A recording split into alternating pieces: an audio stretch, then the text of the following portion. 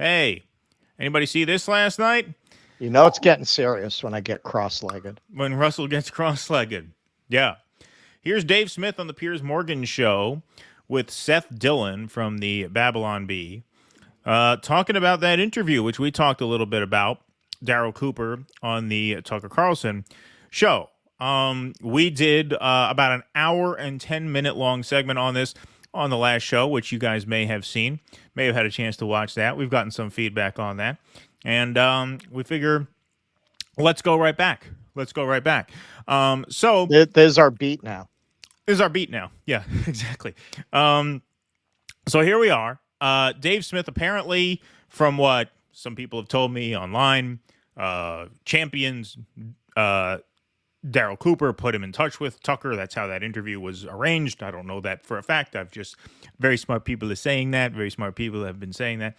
And so given how the interview went, Piers Morgan is going to ask Dave Smith about the claim that Winston Churchill was the chief villain of World War II. So let's take a look at this. My question for you would be, how would you have tackled Adolf Hitler and the Nazis, given their ideology, given their military might, given their intent was declared very clearly with the invasion of Poland? What would you have done?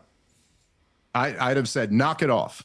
In a real aggressive voice, I'd say, you knock it off, exactly. you Nazis. But this is the reality. The world was facing a genuinely existential threat.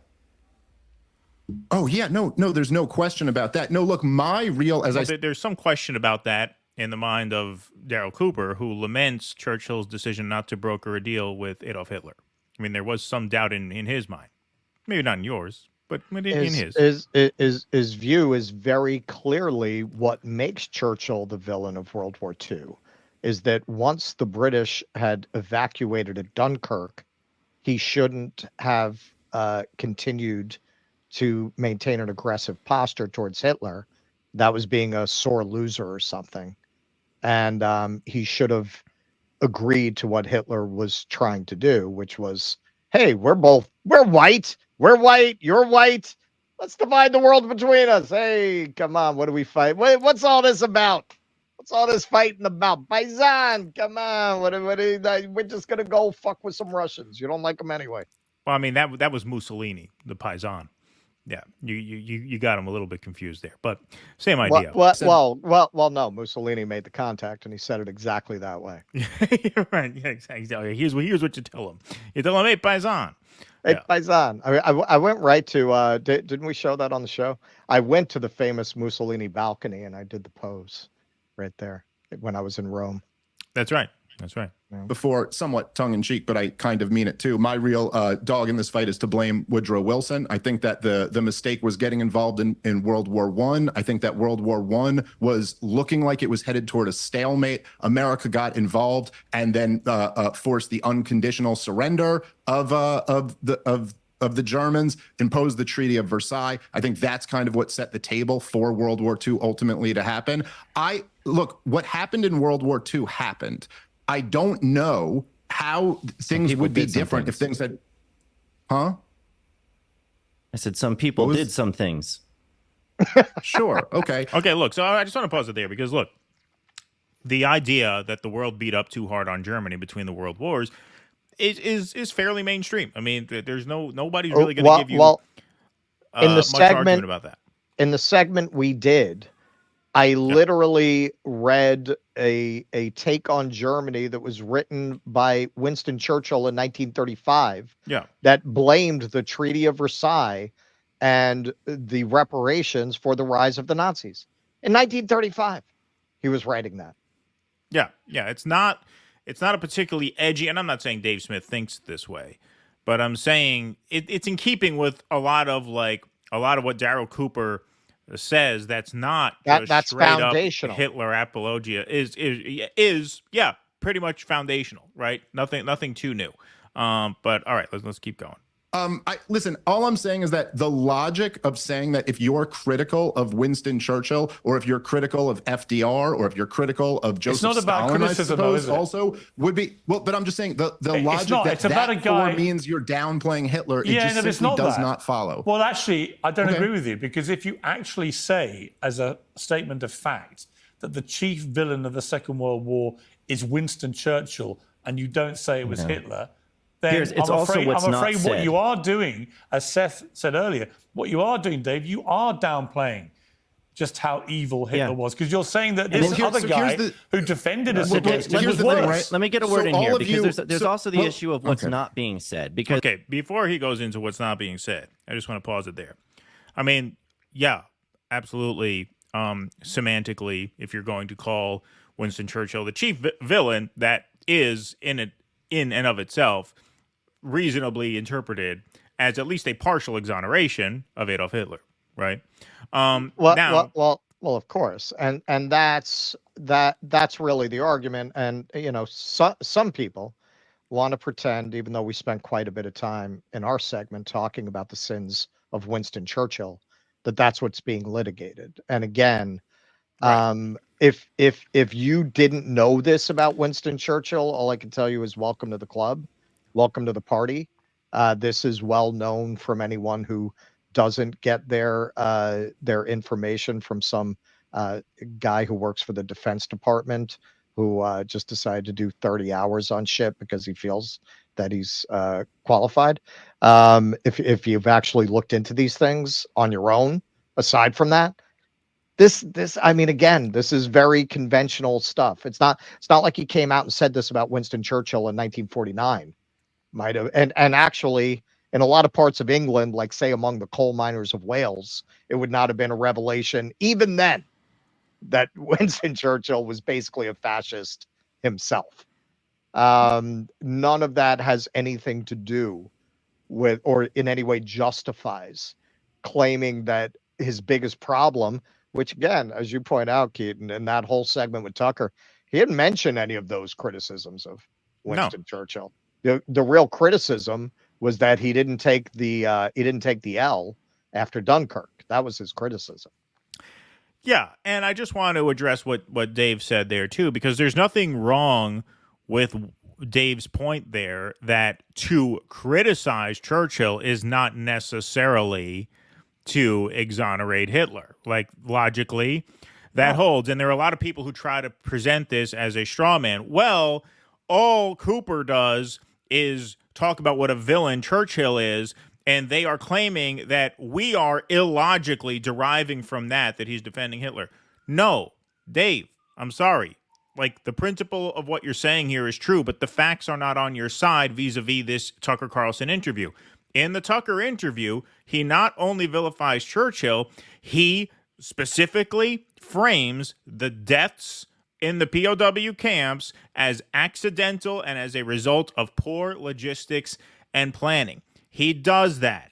Now, some people in the comments said, you confused the concentration camps with the prisoner of war camps. To that I say, it really is a distinction without a difference in this context. Oh, you can't say that. Of course I can say that. The Nazi plan for the East, which predates World War II by many years. Which they wrote down and spoke about on Master record. Plan Ost. Look it up. It's translated. You can read it for yourself. Before that, Hitler wrote, what is it, the Gemlich letter, 1919, talking about how eventually, yes, we are going to have to rid Europe of all of the Jews. The Nazi plan for the East was, indeed, occupation and genocide.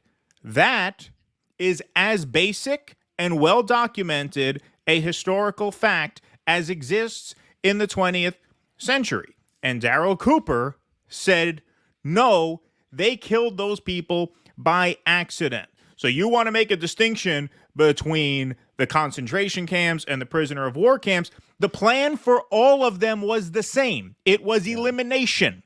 This is, like I said, as basic a historical fact as exists in the 20th century. This is the historical equivalent of 2 + 2 = 4. That is how basic this is. So it is not simply that we are illogically determining that because he's tough on Churchill, he's soft on Hitler. No, he was explicitly in that interview, both in words, tough on Churchill and soft on Hitler. He was soft on Hitler explicitly. We're not interpreting it that way. That is what he said. And none of the people who came at us, whether in the YouTube chat, in the comments, or on X, nobody has denied that he put it that way. Nobody. And Dave can't either when he's challenged later here. And, you know, I like Dave Smith, but this is a little embarrassing. You vouch for this guy and you really should not have. Yes, and that's what's going on here. He stuck his neck out. This guy revealed himself as a Nazi sympathizer. Yeah.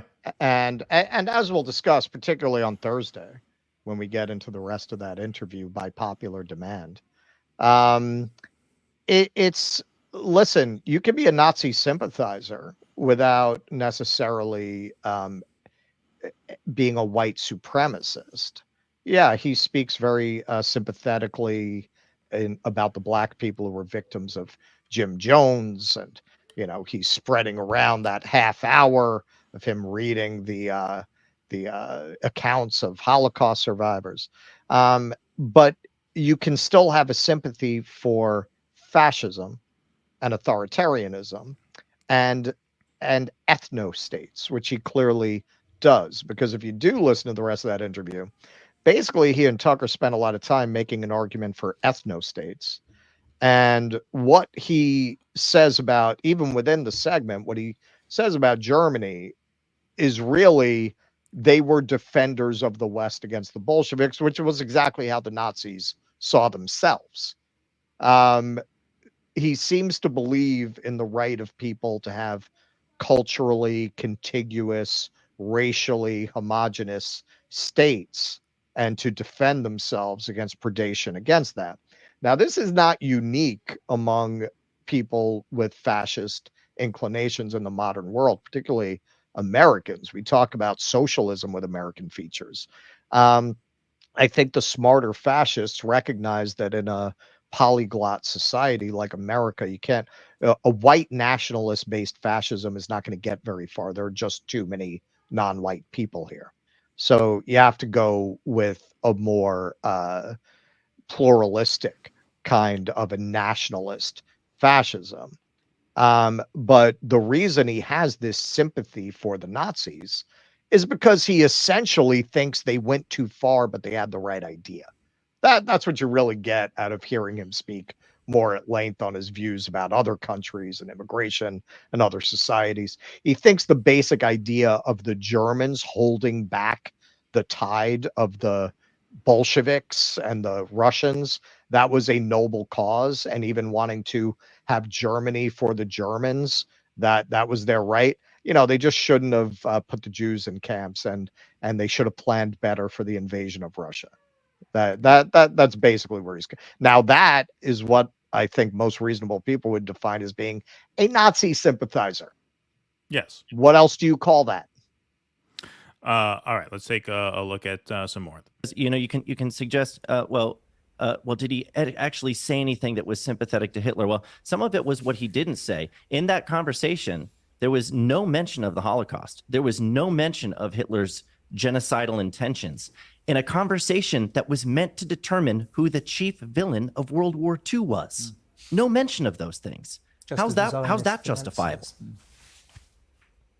Well, I mean, Seth, I just want everybody who's watching this to just appreciate for a moment that I'm sitting here and saying, hey, listen, this guy spent a half hour of this long podcast series that he did covering the Holocaust. He just put out around a half hour kind of statement about all the controversy of the last 2 weeks. Everybody on the show here has not listened to it. And then Seth goes, yeah, I'm not going to listen to all of that, but I will find these obscure tweets. Well, why is it incumbent upon people to seek out more material from a guy who, during his 15 minutes of fame on the Tucker Carlson show, spoke for over 2 hours, much of it was about World War II, did not mention the Holocaust one time, and denied the very thoroughly documented genocidal intent of the Nazis of the Nazis. So what are you talking about? Why does anybody owe this guy more time? Why do we owe I have to listen to his half-hour statement? I think Dave got mixed up there too, because this guy he published a 20-minute portion of his original 30-hour podcast about the Holocaust. Now, it wasn't so much about the Holocaust. I did suffer through that this morning. He reads firsthand accounts of Holocaust victims. And there is no reason for anyone to listen to that unless they are being accused of Hitler apologia. Right. Like, that is of no value to anyone who's not in damage control mode. But he drops that portion of his podcast to see, look, I read firsthand accounts of people who suffered in the Holocaust. That means I'm not a Holocaust denier. So I tweeted this out. I said, people aren't being accused of Hitler apologia don't have to share around 28 minutes of a Hitler apologist reading primary sources from Holocaust victims. This is only of value to people in damage control mode after showing their ass as Hitler-loving morons, referring more to the people who kept insisting that we didn't have this guy's number because we didn't listen to this 28-minute piece of audio. Absurd. There's no reason to listen to it. Yes, I know people died at the Holocaust. The fact that he knows that too does not absolve him of the statement he made, which denied the genocidal intent of the Nazis. I'm not saying this guy says no one died at the camps. This guy says that their operation of genocide was basically an accident. It was basically a failure of logistics. And the fact that he acknowledges that people died and puts out a 28-minute clip of him reading the accounts of people who died. The only reason this would be in here at all is because you have a guilty conscience and you know you're going to be accused of Holocaust denialism / minimizing. But I wish I could show you the graphic of this podcast image. But as you could see, I'm unable to view this post because this account owner limits who can view their posts. And that's right. This rigorous intellectual who we're supposed to study up on and learn all about and perhaps even contact to come on and debate us, blocked us. For that. He blocked us for that tweet. I guess that's not going to happen. Not going to happen. Nazis in retreats once again. Yeah, and what's really funny is some of the basement dwelling incel freaks who have been going on and on about this guy. Well, you can't blame him because look what you said about him. But if a leftist did that, if somebody on the left did that, if somebody you don't like did that, snowflake, triggered. So, come on, man, you're going out there and you're taking these positions. You can't defend them. You can't defend them from a couple of podcast and schmucks. You can't defend them from a tour guide and a delivery driver. Right. You got to block them. You got to block them. Yeah. It's not like we start going after his family. We went after his ideas. Yeah. Went after his ideas, and he blocked us. I thought that makes him a snowflake, doesn't it? Doesn't it? Isn't that a little Mary, little bitch? That little bitch who acts like that. You got triggered like that. Blocked us. Yeah. That's that. All right, we got more of this video. Okay, go ahead. All I'm saying is that if you want to listen to this guy talking about the horrors of the Holocaust, he is out there on record. Listen to it and tell me if this sounds like a guy who's downplaying the Holocaust. Hang on, Dave. I did listen to it. It does sound like a guy who's downplaying the Holocaust. Spending 28 minutes reading accounts of Holocaust victims does not absolve you of downplaying the Holocaust. The only reason that's in there at all is because he knew fucking damn well he was downplaying the Holocaust. And I better put this in here to cover my ass so that I have a clip to share around when I get my 15 minutes of fame and I'm exposed as basically a Hitler defender, which is what this guy absolutely is. There's no question about it. Why else in a 2-hour podcast would you? Well, here, you know what? I'll leave it to you. They make this point for me. I'll save myself the play it. Yeah. And I got a few things to say about Dave here. All right. Dave, hang on. How long was his interview with Tucker Carlson? It was like 2 hours or something, wasn't it? Yeah. Right. Yeah. So in 2 hours, you don't get into the Holocaust as you're trying to depict Not even a Winston mention. Churchill. Not even a mention. As you're trying to depict Winston Churchill as the real villain of the war. I mean, come on. I think That that's guy's a a national treasure? reasonable. That's a reasonable critique, and I wish Tucker had asked him a little bit more of that, and I wish he had gotten into some of the stuff he got on this other 30-minute explanation I think his of it that I tweets was are a talking reasonable about. critique too. Do you agree with his tweets that are sympathetic to Hitler and calling himself a fascist? I would. I wouldn't agree with those tweets. I didn't post them. I also don't really believe, like, if you could imagine, so like as somebody who has consumed hours and hours and hours of his content, I'm not like hanging him over one tweet that he sent that I think was like, again, being very hyperbolic and I don't think was really landed. But okay, but the problem, Dave, is that when people read tweets that are unambiguous in their defense of Adolf Hitler, saying that the Nazi invasion of France was better than the woke Olympics, people are not then inclined to listen to a 30-hour podcast from this guy. Maybe if he's your friend, you're willing to give him that latitude, but the average person will not, nor should they be expected to. Again, it sucks because I do like Dave Smith. I like a lot of what he has to say on a lot of topics, and I don't think he's a bad guy. But this is embarrassing, man. It's embarrassing.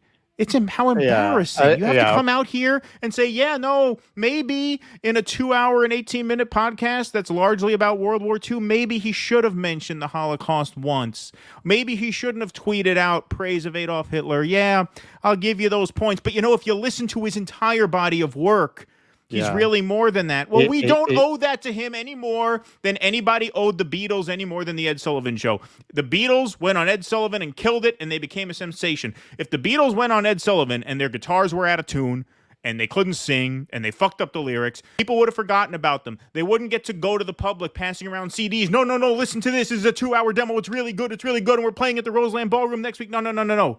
You had your chance to impress me. You blew it. That's what this guy did. His larger body of work, I am not interested, nor should I be. Yep, we do not owe it to him to be interested in 30 fucking hours of God knows what else is in there.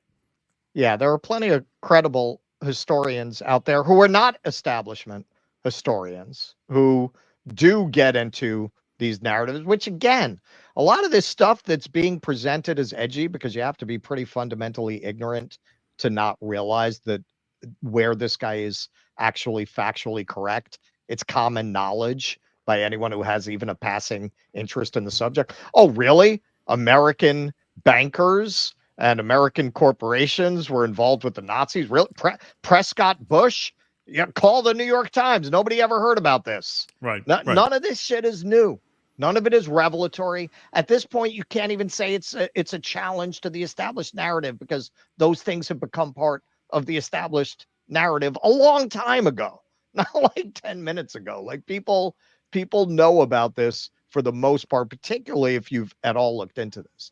In terms of Dave Smith, what's really grotesque about that display is, okay, so you elevated a Nazi sympathizer and now you're trying to save your ass and save face, and you're trying to split the difference and defend this guy. When you take a pro-Palestine position as a Jew, the Zionists call you self-hating Jew. They call you a traitor to Jews. They'll call you a Holocaust Jew. Not yeah, but what is the word they use? It's from the camps. You had the Jews who worked with them. Yeah, there's a word for it. Capo, right? Yeah, they'll call you a capo, like you're like the Jews in the camps that worked with the Nazis. So when a Jew elevates a Nazi sympathizer and then doubles down by going on Piers Morgan to defend them, you're really helping the ADL to make the case that Jews who are pro-Palestine are self-hating Nazi sympathizers. What Dave Smith did there, that is what black people in the black community might call a step and fetch routine from the old minstrel shows. You're going on there as a Jew, and you are doing a routine to please Nazi sympathizers. And I think we had some people in our audience who mistook our show for one where we're going to entertain anti-Semites by bashing Israel. And you put it very well. You can say it. What is our exception to Israel as opposed to theirs? Well, I would say we are anti-Zionist because we are anti-fascist. The Zionists are fascists, just like the Nazis were fascists. That's why Zionists are comparable to Nazis because they're both fascists. And so we are not anti-Zionist because we're anti-Jewish. We're anti-Zionist because we're anti-fascist. To the extent that this martyr-made guy is anti-Zionist, it's because he's anti-Jewish. He's not anti-fascist. The guy is an overt fascist, an unmistakable fascist, as we will get into more on Thursday, because Russell, What? on the recommendation of some of you guys, actually did listen to the rest of the interview. How many hours of this asshole do you expect people to subject themselves to? How many hours of time do you think people have to listen to this guy? Because the answer, like if you did a word cloud of like responses to our takes on this, more than anything, it's you haven't listened to enough of him. Okay, so what's the number? What, 30 hours, 40 hours? 50 hours? How many hours do we owe this guy? And let me just say on one more point. Look, from the beginning of this show, we kind of identified as kind of being an anti-woke left. Obviously, I'm more the culture warrior than Keaton is, but we tend to agree on those things. And from the beginning, we knew we were a little different than most of what was out there at that time.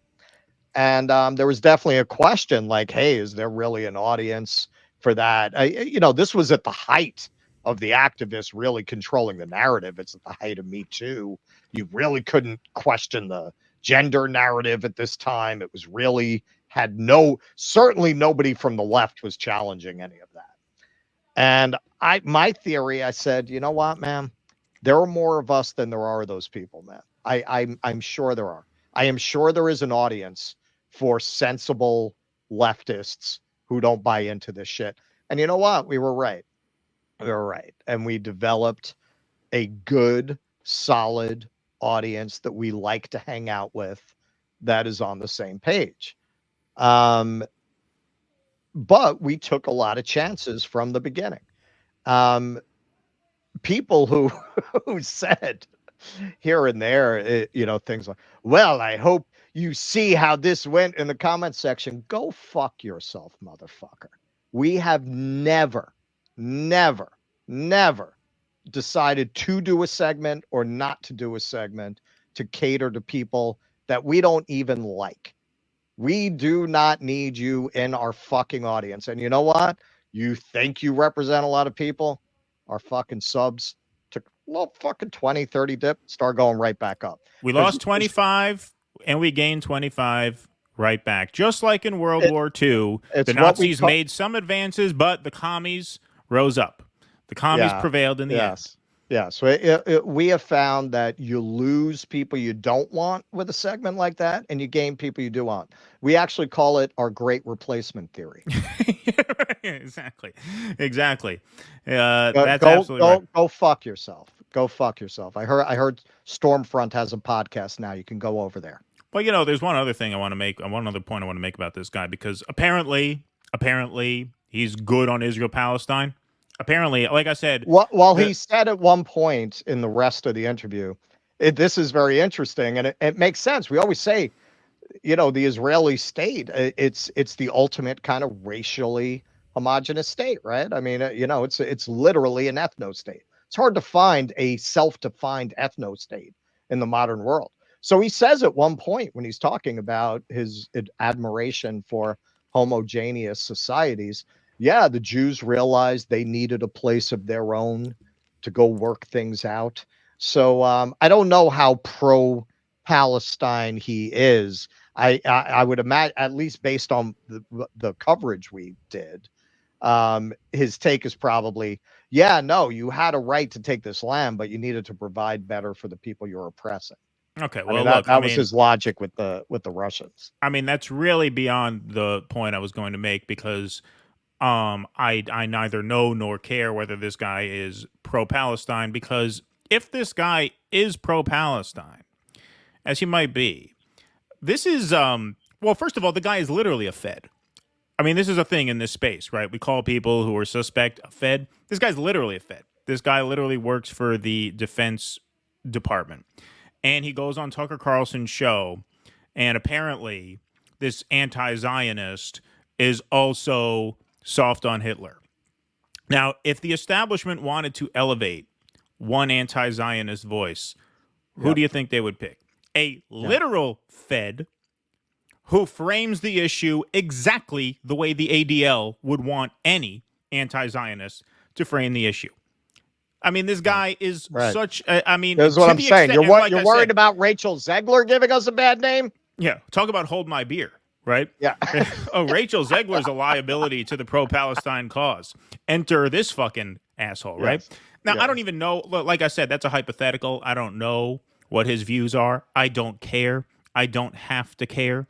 I don't have to concern myself with the body of work of everyone in this new edgelord ecosystem who thinks that if they just take a contrarian position, the more extreme it is, the more brilliant I will be perceived to be by a certain cohort of online people who are just addicted to dismantling the narrative.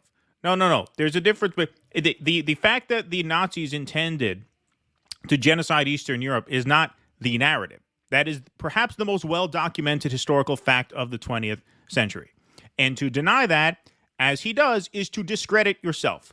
I do not have to look any further into his body of work. If you have time for that, and that's your thing, peace be with you. Go forth and do it. I don't have time for that. My kids come into the studio half the shows now. Okay? Like, I have my hands full. I don't have time for this. Got a growing family. I don't have time for this man. And no one should either. And on a serious note, Dave Smith, you're a lot better than this guy. You do not need to debase yourself like this. All right. So people asked a lot, well, what books? And actually, I mean, some people in sincerity, most of them not in sincerity. So I am going to recommend some books to you on these various subjects that are a lot more credible than a Fed with a podcast. If you want to read something about the war on the Eastern Front, probably the most extensive and in-depth books on that ever to be printed in the popular, not academic press would be these two: Anthony Beaver, Stalingrad, and then the really it's the sequel, The Battle for Berlin. It literally just picks right up where Stalingrad leaves off. Now, some people will say, well, what about the atrocities of Stalin and the communist regime? If you know the show, I've never been shy about talking about that. That's what's been funny. We have this kind of back and forth with the communists, who are our friends. We're friends with them, but we have some disagreements about this. Some of them don't like this account. And in my opinion, it's because they tend not to like any account of the Soviet Union that is in any way critical. Because in the end, this is not a Russia bashing account. I came away from it with great admiration for the fortitude and the toughness of the Russian people, because he really gets into detail on the kind of suffering they went through in Stalingrad and the fact that they turned it around. Now, a lot of tankies, Stalin apologists will, make one point that is true. He industrialized that country almost overnight in order to win this war. Hitler himself said he couldn't believe they were able to manufacture as many tanks a day as they were manufacturing, from this being a kind of peasant rural society. But like I said, this is very, very interesting. And one point I will make is because Cooper seems to really, really, really have a lot of compassion for the German people. And he seems to feel they were pushed into what they did by the villain of World War II, Winston Churchill. But he does not accord any of that empathy for the Russians, who you could much more make the argument were pushed into a situation that they did not seek, a fight that they did not want, and were, in terms of some of the conditions that the Communist Party imposed on the people in order to win that war. Well, if they were not put in a position where they had little choice, who was? The Germans were, but they were not put in that position. And also, don't forget, after the revolution, there was a civil war with a Western invasion of Russia. So even in terms of the way that they ran their society, in terms of having the secret police and all of that, well, very much like China today, which is encircled by our military bases, it's hard to imagine how people would have an open society when, as soon as they had a revolution, you tried to overthrow their government. Naturally, you're going to wind up with a repressive kind of a culture. Now, again, I'm not an apologist for that, but it's very funny that some people have tried to excuse what he said by saying, well, he empathizes with all sides. And he says that himself at the beginning of the interview. He tries to look into the mind of the Germans. But when it comes to the Russians, he accords absolutely no such empathy or understanding of their historical context at all. So on that score, I would recommend this: A People's Tragedy. That is my favorite book on the Russian Revolution. It's by Orlando Figes. It gives you an idea of what the conditions of Russian society were like that led to the communist revolution. Okay, some people seem to think the idea that that a lot of Americans worked with the Nazis is something that nobody ever thought of before or nobody talked about until the Fed with the podcast started talking about it. So here's one book. It's called Blowback. This is a classic. In fact, at the time that I bought it, it was so suppressed. I think I had to pay like $100 to get this book. This is a lot of books. This is almost as many books as Darryl Cooper has read. Almost, not quite. Almost. Not, I mean, that guy's read so quite. many books. You know, he's read a lot of books. You should not only listen to all 85 hours of his podcast, you should read the 50 books that he's read. Of course. Yeah. All right. So Blowback, this is about Operation Paperclip, where we brought all these Nazis into the country. And it's called Blowback because it points out how much bringing these fascists into the intelligence services influenced our foreign policy. How it essentially makes the argument the Nazis did win the war through another avenue, that in many ways we took on the policies of the Nazis. Now, well, it's the famous George Carlin quote. Wasn't a part of his stand-up act, but he said, Germany lost the war, fascism won it. Exactly. Yeah. Exactly. And that's the point of Blowback. All right. So, if you want to understand, some people have talked about, well, Chamberlain is the one who actually declared war. And I did touch on the fact that Chamberlain and his whole generation was traumatized by World War I. And that was a big part of why they were so determined not to go to war with Germany, because they had been through that and they didn't want to put another generation through what they had been through. This is a very good history, and it actually talks a lot about Chamberlain's service in World War I and what he experienced. And that will give you a lot of insight into why he made those decisions. So this is Martin Gilbert. And I dropped this one, but over there is a book called American Axis that I like, that gets into Henry Ford and Charles Lindbergh, and the fact that Ford essentially committed treason against the United States, and his chief assistant was probably a Nazi agent, and how he distributed the protocols of the Elders of Zion to all of his dealerships. So none of this is stuff that we're just finding out now. That book, I've had that book probably for about 20 years. So if you do want to go to credible sources to learn about these things that Darryl Cooper is completely misleading you about, those are the ones I would recommend. Please clap.